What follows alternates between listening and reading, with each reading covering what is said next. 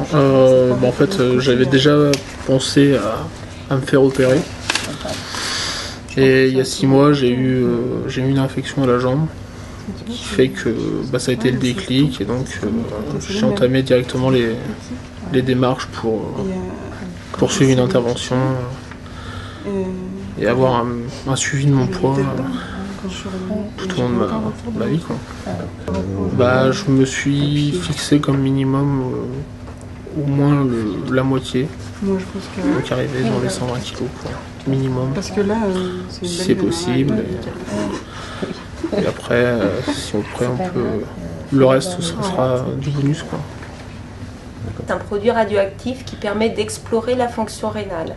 On fait l'injection dans le sang et plutôt que récupérer les urines, on va faire des recueils de sang pour pouvoir faire des comptages sur un compteur. On compte la radioactivité, celle qui est résiduelle, c'est celle qui n'est pas éliminée par les urines.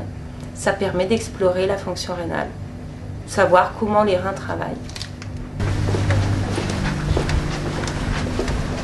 Coordonner leur prise en charge sur la préparation de la chirurgie bariatrique et puis les aider à préparer au mieux sur le plan diététique la chirurgie qui va modifier leur alimentation tout le reste de leur vie.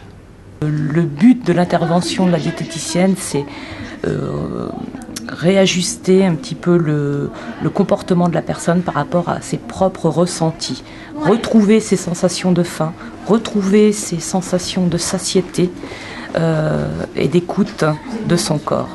Mon rôle auprès des patients dans le service, c'est de faire un point global sur leur situation, d'étudier si tous les droits ont bien été activés, qu'au niveau des ressources, elles sont suffisantes, et ça me permet aussi d'anticiper l'hospitalisation, c'est-à-dire de prévoir d'un point de vue administratif, financier et familial, la sortie de l'hôpital suite à la chirurgie. Donc anticipation pour que tout se passe bien une fois que l'hospitalisation est terminée.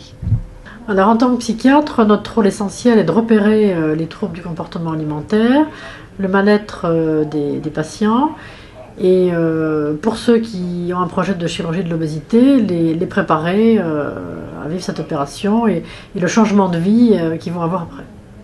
On parle bien des patients en méase morbide, on peut proposer 3 types d'interventions. Soit la pose d'un anneau gastrique ajustable, soit une sleeve gastrectomie, soit un gastric bypass.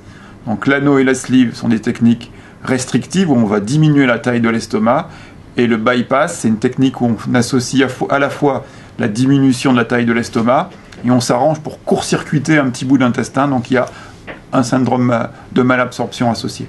Traditionnel, voilà, très bien. Voilà, tu plies à l'envoi, tu plies quand tu reçois.